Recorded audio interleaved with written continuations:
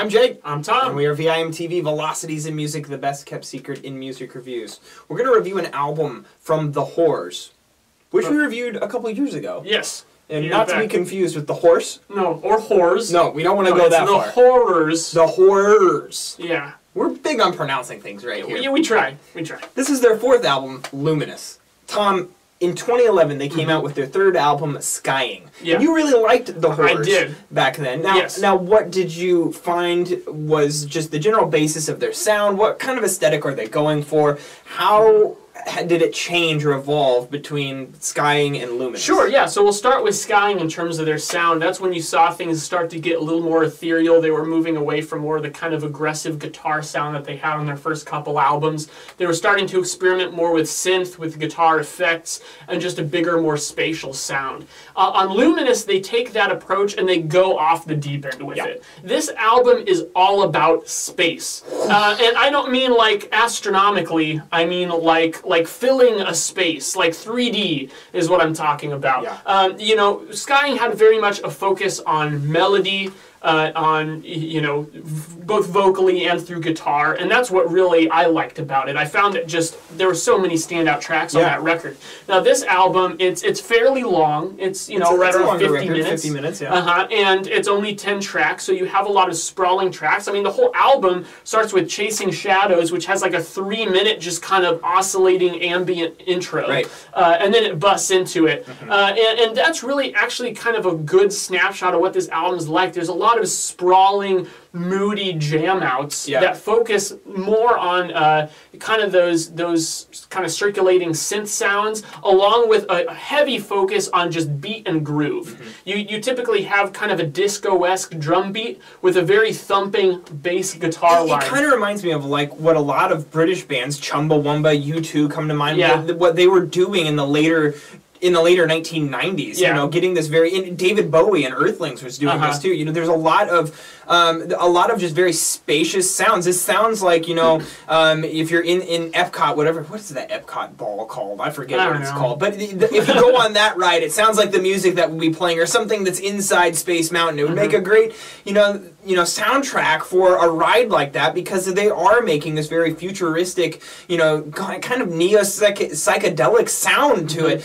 It's all about the layers. You know, it's all about the layers. You know, you might have guitar. They're doing some things that you can tell that these guys listened to a lot of My Bloody Valentine in the past. A lot of that just kind of, you know, reverbed guitar is coming out, and then just creating this wave of guitar that then behind this like curtain of sound that they've created, they have all sorts of string synths and electronic melodies just fluttering around, and it's just layer upon layer upon layer. Then what do they do in the songwriting? They actually build it. They add more layers. They add more layers to it. So what you have is this super thick sound coming at you. It's just like a bus of Twinkies coming right at you. And then they just add chocolate sauce to it. And it just gets overwhelming by the end. It is sugar overload. It is a sugar overload. And really, when it comes down to it, I feel like it works sometimes. Yeah. It works sometimes. Exactly. There are a few tracks here. For me, it was the middle of the album, and I noticed that you, Tom, also picked track 5, Jealous Sun. Yeah, I feel like this track actually rocked out pretty hard, and I liked it for that intensity that they were going for. It definitely had that My Bloody Valentine feel,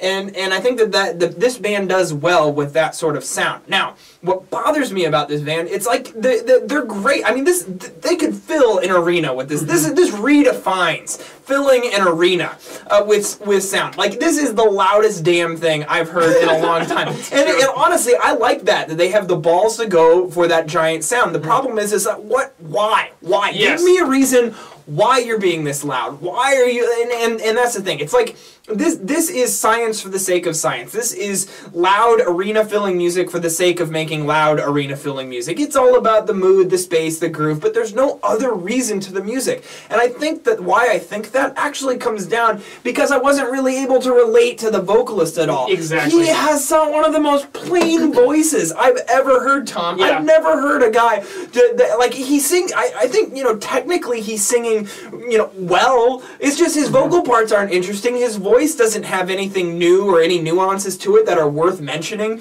You know, it's just the most basic vanilla vocals you could put out there on top of this. And, you know, quite frankly, none of the lyrics brought me in either. So I just had no way to relate to it. All I had was just this sound, these waves, a bus full of Twinkies of sound, you know? No, I totally agree. And that's kind of the problem to me, too, is I feel like the focus was just in the wrong place. They were focusing so much on that big synth sound, that arena-filling sound, as you said. The vocal melodies just went by the wayside. And that was the part that really attracted me to Skying and made me think that was a great album. So I feel like at times, now you're right, there are moments that are really good. There's some standout tracks. But on a 50-minute, 10-track record, I felt like probably 6 or so of the songs were just kind of forgettable. And what really bothered me was that I found every time I started this album, I just kind of dreaded it. Yeah. And it's not even because I disliked listening to it. It's because I just knew I was going to be taking on this big journey of just loud synth. And it feels like a more... kind of a more hyped up version of like White Lies or The Killers, only with sadly blander vocals. Yeah. And those two bands I don't really think are all that exciting to begin with. Yeah, and they're also a lot poppier. Yeah. But really, you know, Luminous, to me, since we're going with the amusement park ride comparison, which that's always a solid comparison, you budding reviewers Don't help me into that. You took us to the amusement park. You know, like when you go on like the Raging River ride, you know it's going to be a long line, and you know you're going to get wet. It's kind of like when you're ready to listen to Luminous, you know that you're going for this huge spacey sound that you're really not going to get that much out of, and it's kind of akin to getting ready to stand in line for a ride where it's like a minute long and you know you're just going to get soaked. I wish this album made me wet, but it just doesn't. I don't know where to take it from there, folks.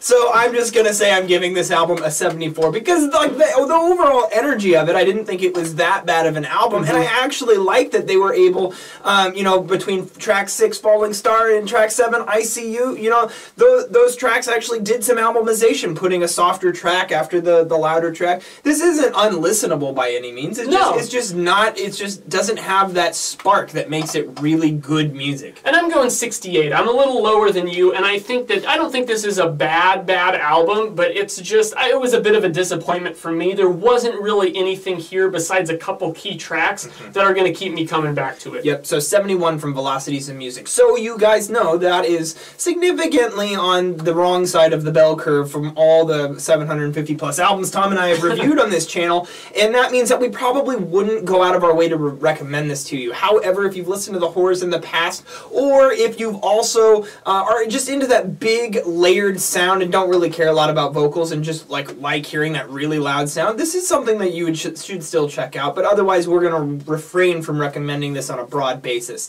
The Horrors, Luminous. Let us know your thoughts. www.velocitiesandmusic.com or youtube.com/velocitiesandmusic. As always, follow us on Twitter. Like us on Facebook. Let Tom and I know what albums you'd like to see us record a review of on this channel. I'm Jake. I'm Tom. And we are VIMTV, moving music critique forward.